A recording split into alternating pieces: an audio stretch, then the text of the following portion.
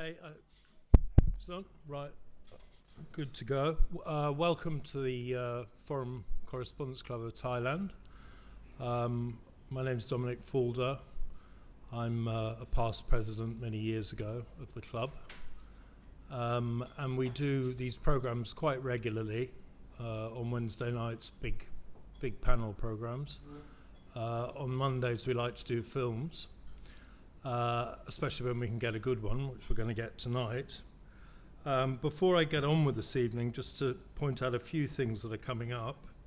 We have a major documentary, Witness to Genocide, Chasing Southeast Asia's Rohingyas Crisis, which is a film that's been made by Steve Sanford and his wife Am, who are club members, and they have followed the Rohingya crisis since it basically started, or it didn't start but blew up again in the 21st century.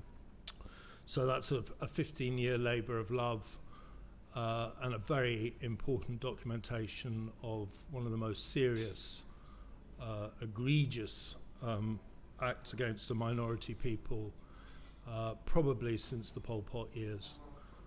So it's a very serious topic, and these are very serious dedicated people who've worked on it. Then on Thursday the 19th, that's a week later, we have a much more frivolous evening, Foreign Correspondents Club of Thailand. So if you're interested in Indian curry, you can have a hell of a night at the club at a very good price. And then we're taking a look at the changes in the automotive industry, Thailand's automotive industry, brought about by electrification, and that's a panel discussion on Tuesday the 24th. And I think that's enough of what's going on. You can find more in the bulletin and the online on our Facebook. And so to this evening, we go back to something terrible that happened 39 years ago today in Bangkok, when there was an aborted, unsuccessful coup on the streets up around the Dusit area. And it was the second unsuccessful coup in Thailand in the 1980s. There was one in 1981. So there were no successful coups that decade. And on this occasion, it kicked off very early in the morning, probably about 6 o'clock. And word had got out that a coup was underway. And of course, the foreign media were immediately beetling around looking for it. And Thai coups tend to be slightly frivolous affairs. You know, you roll out the tanks, you take over the public relations department, and the government is overthrown. And there's not a lot of shooting. And on this occasion, there was a radio station up near the Parliament area, near the plaza with the statue of Rama V, and this radio station was loyal to the government, and it kept broadcasting the fact that this coup was not in any way authorized and it had not gone through. So the people who were perpetrating or attempting to overthrow the government with the coup, they were Young Turks, a group of colonels, needed to put this radio station out of action as quickly as possible. And 3 or 4 tanks went down the road from Royal Plaza, and of course they were followed by the media, the Thai media, the foreign media, just to see what they were up to. And suddenly they turned on the radio station and started firing at it and putting shells in and heavy machine gun fire to basically stop it broadcasting. And the tragedy of the event was that 3 foreign journalists got stuck between the tanks and the radio station, and they were Bill Latch, Gary Burns, and Neil Davis. And they were caught out. They didn't expect this firing. It went on, I think, probably for about nearly 10 minutes. It's on film. And it basically killed 2 of the journalists. One died about an hour later, Bill Latch. And Neil Davis died virtually on the spot. And they were hit by fragments coming off the wall. Anyway, just because I don't want to eat too much into David's time, and we can come back to it afterwards, But from a club point of view, it was a terrible event because Neil Davis was probably the most popular journalist in Bangkok. He was a legend from covering Indochina, Vietnam, Cambodia was his great favourite. And he'd been through the most incredible action in the field. So the idea that he was taken out by this really rather trivial event in Bangkok went down incredibly badly. People were very, very upset about it. And it split the Foreign Correspondents Club. I mean, there was just so much unhappiness and sadness about it. And I would say, looking back, it was probably the single most traumatic event affecting the club and the membership. Anyway, it's 39 years ago, it's a long time past. And we have David Bradbury with us tonight, which is a great privilege to have him here. David's great claim to fame in the Foreign Correspondents Club is that he is the man behind the documentary Frontline, which was about Neil Davis, in which he spoke very deeply about his career and his beliefs and what he believed in. And tonight, you guys are actually very privileged to see a set of new interviews that did not appear previously. So over to you, David. Do you want to talk here or do you want to sit? Okay, great. Yeah. Thanks, Dominic.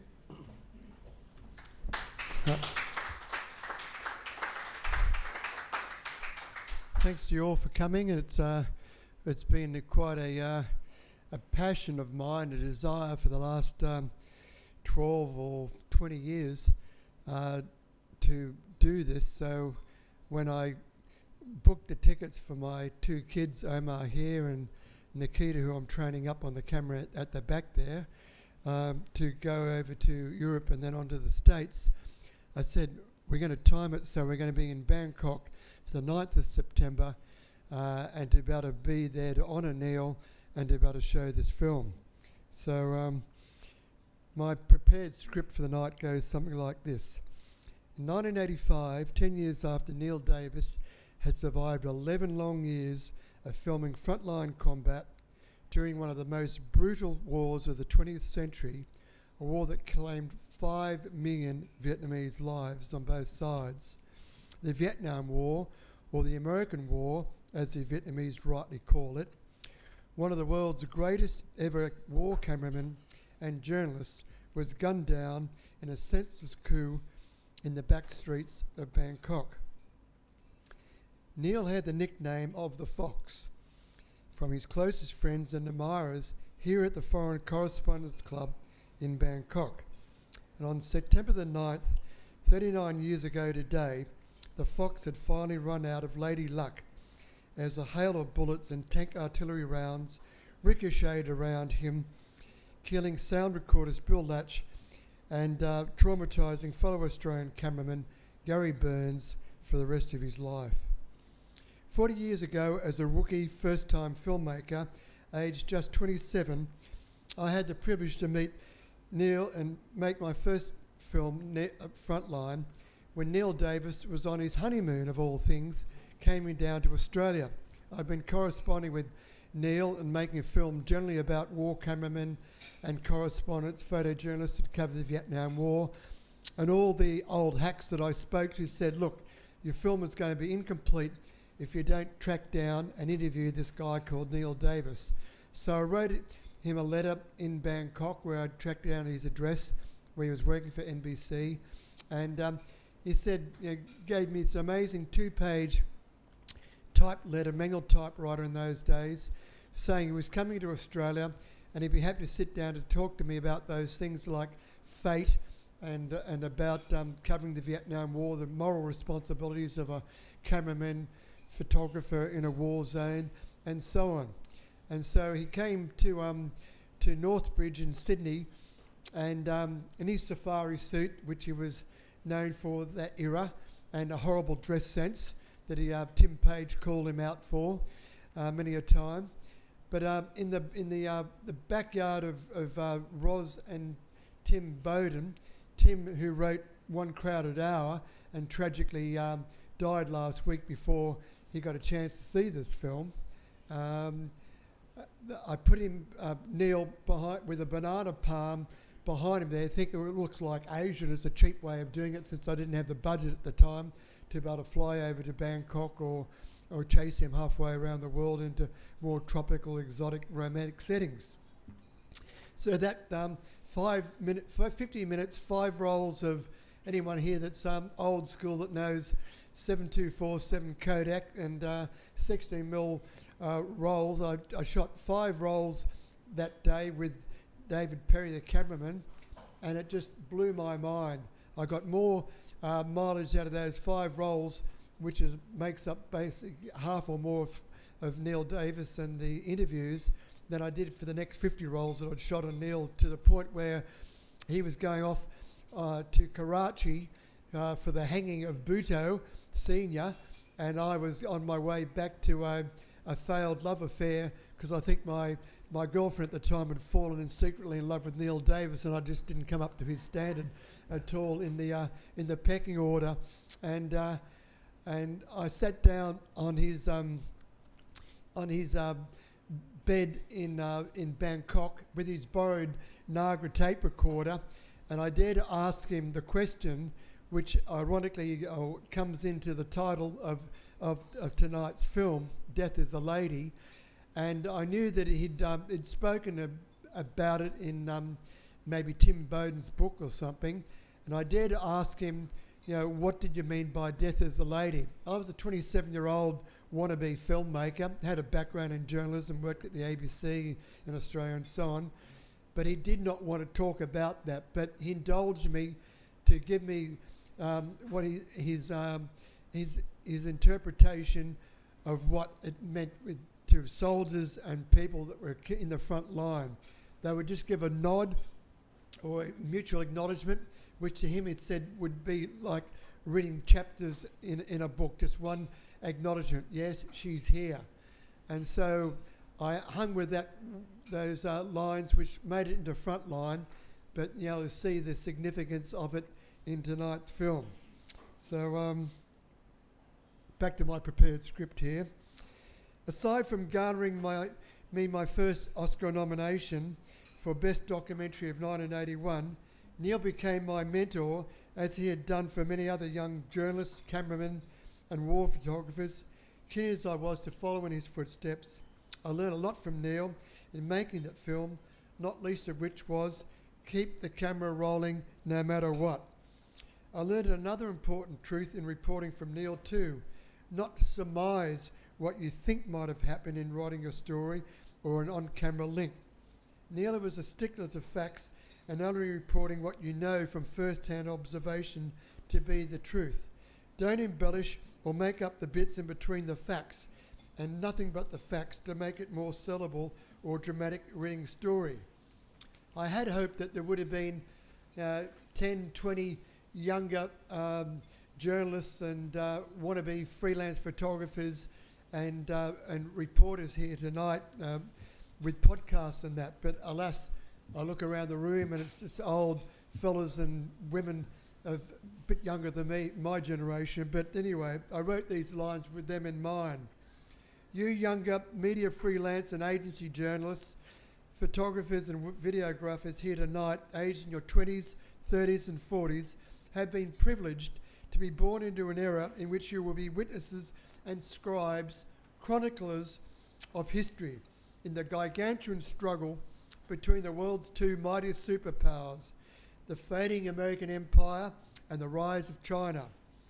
It is arguably now the most exciting and dangerous era in world history that you are called upon, based here in Asia, in Bangkok, to observe and dig for the truth beyond the hype and media handouts on both sides of the immense struggle for who will dominate the species, and then inform the rest of us of humanity with your found truths.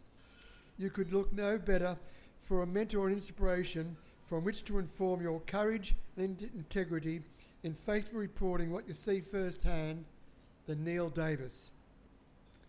Last week, another fiercely proud Tasmanian nationalist, because these Tasmanians, they don't see themselves as being real Australians, they're Tasmanians first and Aussies second, and close friend to Neil Davis died, former broadcaster and and journalist Tim Bowden. Tim wrote the Neil's biography and called it One Crowded Hour. The title, which comes from a verse by the 18th century's English poet Thomas Mordaunt, and is fitting to recite that before we start the screening. And I dedicate the screening tonight to both Neil and Tim. Sound, sound the clarion, fill the fife, throughout the sensuous world proclaim, one crowded hour of glorious life is worth an age without a name.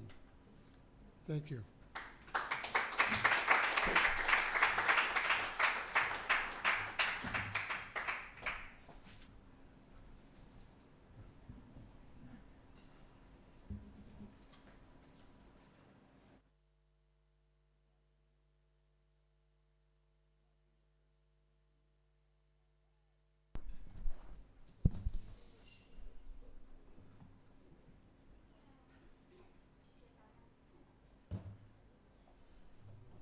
We're not actually usually so cramped at this end of the room. Why don't you sit down in the middle?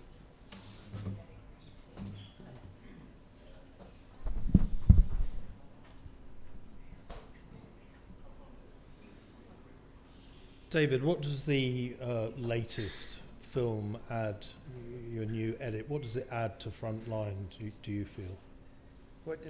What does it add to Frontline, the previous documentary? I think it gives a context to another side of Neil that when I made it at age 28, it was very much a hero's worship, which it still is.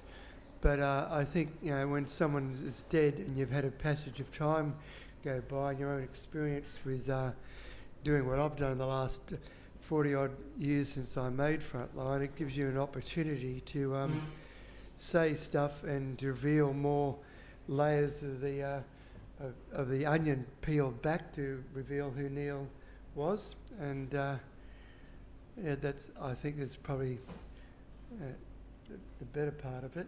I'd like to do a even more complex look at Neil for the 40th anniversary and bring it back next year if we can get an invite back here and so on. And I've got more other interviews, but just as I say, with knowing that I was coming here and it was teeing up with the anniversary, I thought, well, it's a great chance to bring it here and to show it to you all and get out of honour for Neil to do that. So let's see if we can fill the house next year with 20, 30 and 40-year-old filmmakers and journalists and wannabes.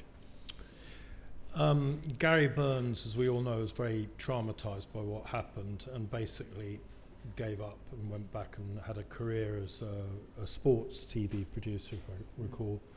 And I know that we've tried to get him to talk before, which he didn't do, but he did open up with you. When was that filmed? That was done in around about 2012, 2011. Yeah. And I tried to track Gary down. I was just a week before I came, and he'd finished his job with Fox Sport. And if anyone here's got a bead on where I could contact Gary, I'd love to send him a link to the film and to see it and let him know that I did what I did and to try and honour what he'd been put through and his love and respect for Neil and courage in what he did as well. Right, we've got a microphone at the back of the room. Is anybody'd like to ask a question?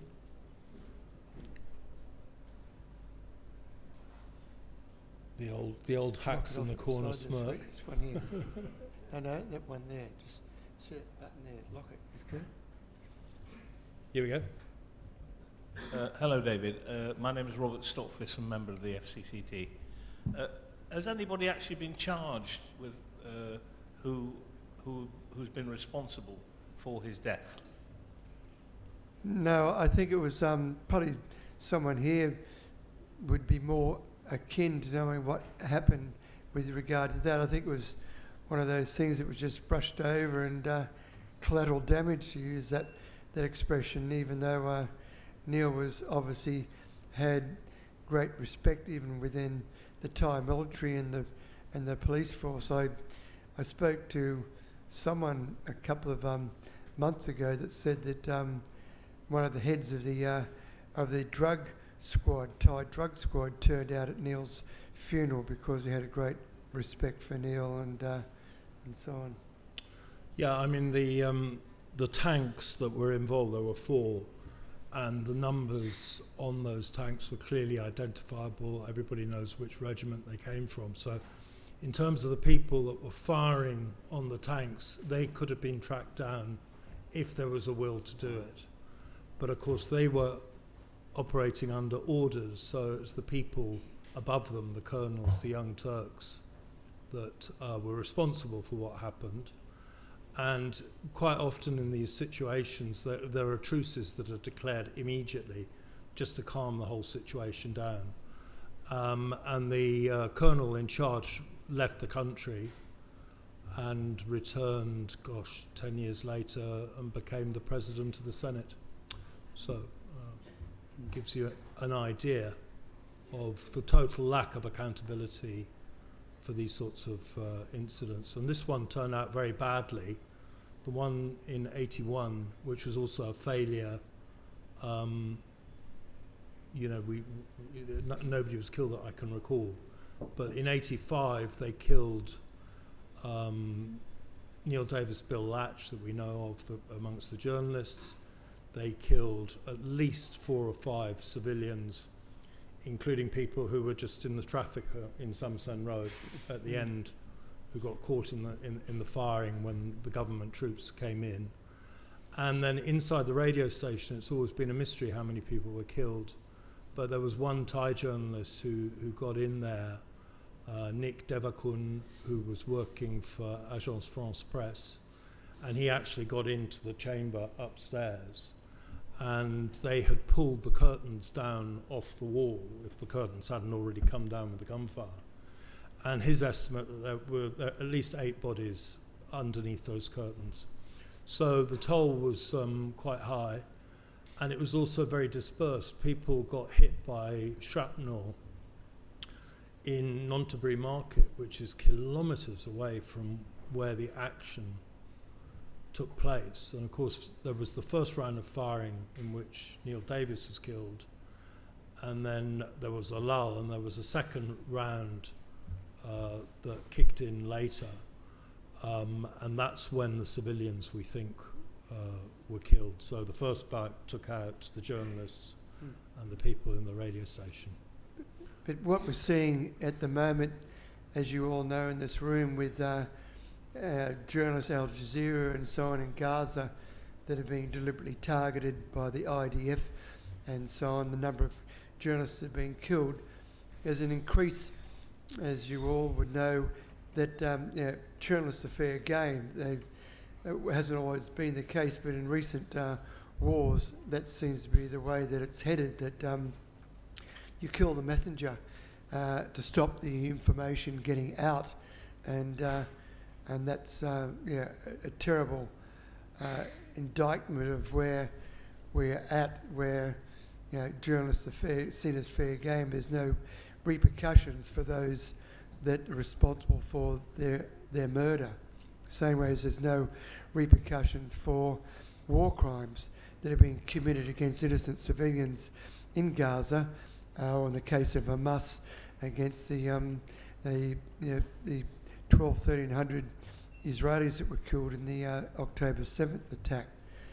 But I just put in a bit of a plug at the moment. I asked if the FCC could use this as a fundraiser for the kids of Gaza tonight, and I'll certainly donate the monies that were raised by you coming here, and if we take around a bowl or whatever like that, the beggar's hat, it'd be great if you could put that money in. We've got an NGO in Australia called Olive Kids, and they're a very good non-partisan organisation that will make sure that any monies go to the actual children and the mums in Gaza. It won't be spent on the bureaucrats and the infrastructure to do that. So I'd really appreciate if you'd dig into your pockets for that. One of the many reasons and things that I discovered about Neil and I loved about Neil was that he supported, just on his own bat, kids when he was in Vietnam before the war ended. He'd support kids in orphanages, and individually he would give money to them as well. That made no song and dance about that, would just do it behind the scenes, and I think that's another noble aspect, because too often we in the media hide behind the fact that we're there doing our bit by getting the story out, which is true, but also I think it doesn't hurt to help in a humanitarian sense for people where you can, that are suffering from it, that have got not a fraction of the resources that we've got as first world journalists and media people. So yeah, we've got a jar. Just to clarify, this is a collection for the children of Gaza, which David has requested. So that a jar will be passed around. Anybody wants to make a contribution, and he will pay it to the Australian charity that you mentioned. What was it? It's called Olive Kids. Olive Kids. Yeah. So that's entirely up to you if you want to contribute to it. David, you've thought a lot about your film, but what is the point of making, it's a eulogy in many ways to a great man, but what for you is the purpose of this film? And why also can't you leave it alone? Because you're obviously coming back to it the whole time. I got a lot of joy out of making this film. We, as I said, I'd been sitting on that footage with the people like Gary Burns for well over a decade now, and ironically, sadly, like with Tim Bowden dying last week, I think it's important to try and get the film out to honour Neil, and that's why I brought it here on this anniversary of his death. And I think that, as I said in my speech intro, we can learn a lot more from looking at Neil and his integrity and his courage and what he had to offer, and particularly to a younger generation of journalists and filmmakers, photographers coming through the ranks. So that's what I'd like to pass on, and to complete it with this film. Good. Jim? David... I hope this is a curly one here, rather than just a total sort of Dorothy Dix's here, Jim, hey? Put me on the spot. No, don't worry, mate. It's not an underarm question either. Look, your movie is historic. There's a lot of historic footage there. I'm just wondering how you, as a person who treasures that, the accuracy of those historic moments, how do you feel about what we are moving into? We're getting into an era of fake photos, where photos can be changed, where deep fakes are coming out in the US political election. How do you feel about, I read an article in a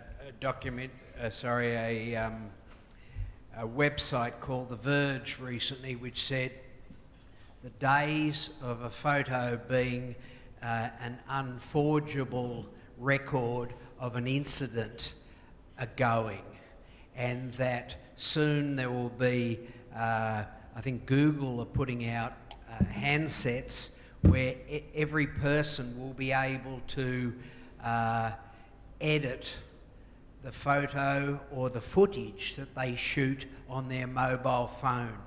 How do you, as a person who appears to appreciate the accuracy of what you've seen and filmed, how do you feel about that we're moving into that future? Well, it's certainly a Dorothy Dix too. I can't really be greatly wise and philosophical in terms of giving you a complete answer that would to that, Jim.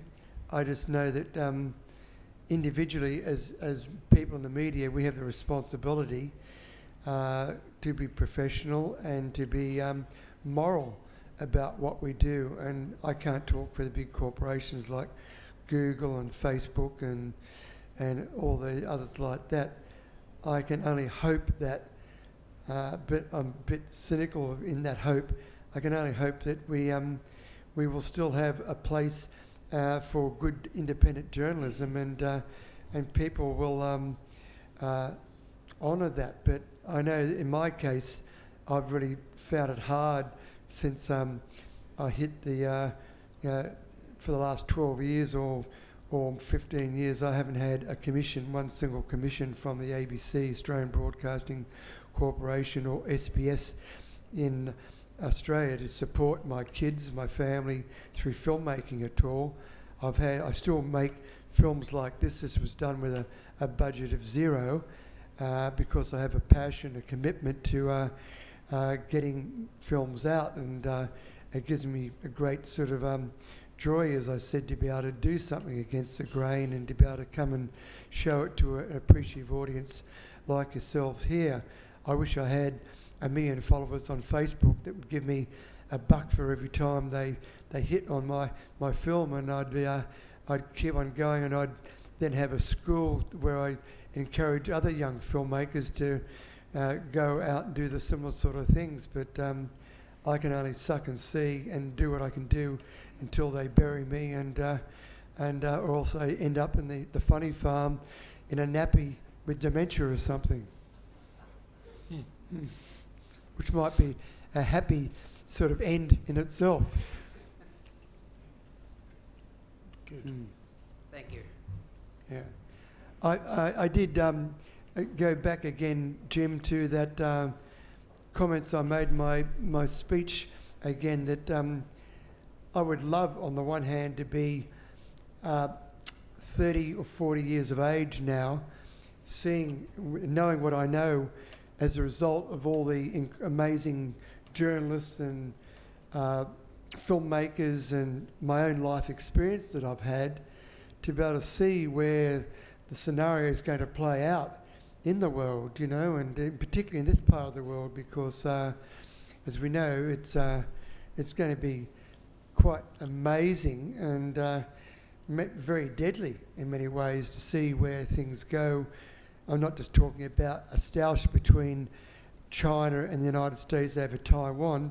That could be the spark, as it were, but there's many more things that you all in this room know that's happening already with Myanmar, Rwanda and Bangladesh and so on, but the majority of the world's media outside Southeast Asia don't even give a stuff about that at all, and the majority of people are only interested in what's happening in downtown Sydney and where they're going to go for holidays next, or their lifestyle and so on. But I think that climate change and the radical changes in the weather that we've been seeing for the last 5 or more years are just going to continue to propound, and they're going to accentuate the lack of resources on the planet for both the wealthy nations who want to keep on having their more than their fair share of the pie, as 1 million people die of starvation in Sudan or whatever.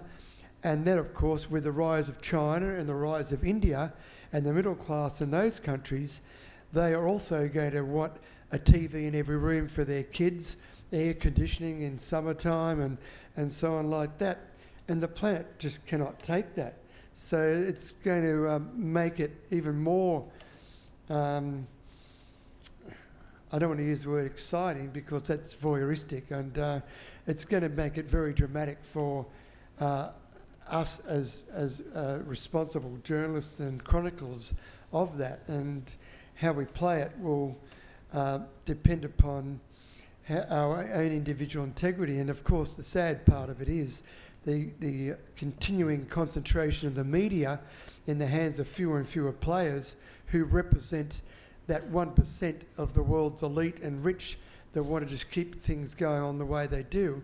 It really puts the skids on us if we want to keep our job, pay our mortgage, send our kids to a reasonable school in Thailand or UK or the States or whatever like that. So it's a really interesting juggle. And at the end of the day, if someone pushes a button because they don't like what's going on, the director of the president of North Korea, who's got good reason after his country was bombed, his grandfather's country was bombed to the living daylights. General MacArthur wanted to drop 53 atom bombs on North Korea at the time of the Korean War.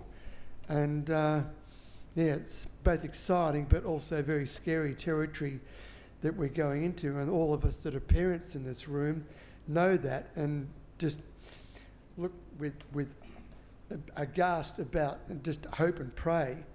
I personally have a belief in God. I was brought up a fundamental Christian, and I rejected that for about 40 years, but I came back to that sort of belief system about 10 years ago, partly because of my kids and two of the eldest getting into drugs and first world issues and so on, and nearly dying from those overdoses, and otherwise it's being kept alive and seeing the way the world is going gives me a quiet faith that I don't want to go on and bang the drum with you, but I've seen a lot, and I also believe that there is ultimately a higher power in control of things and the way it's going. So I just do my little bit in my little corner of the globe to get out whatever I can and what I feel motivated and obliged to do, and that's it. On that optimistic note, can we have Tonam, are you there? Where's the jar?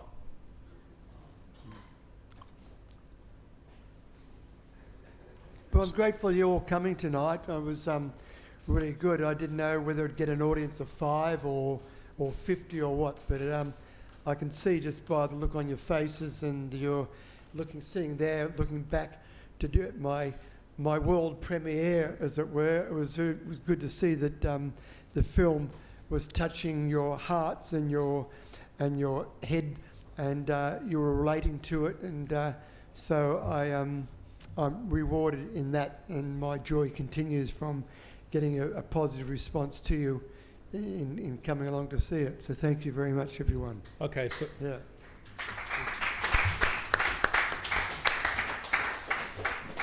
So Tonam is circulating if you want to make a contribution. This is for the children of Gaza.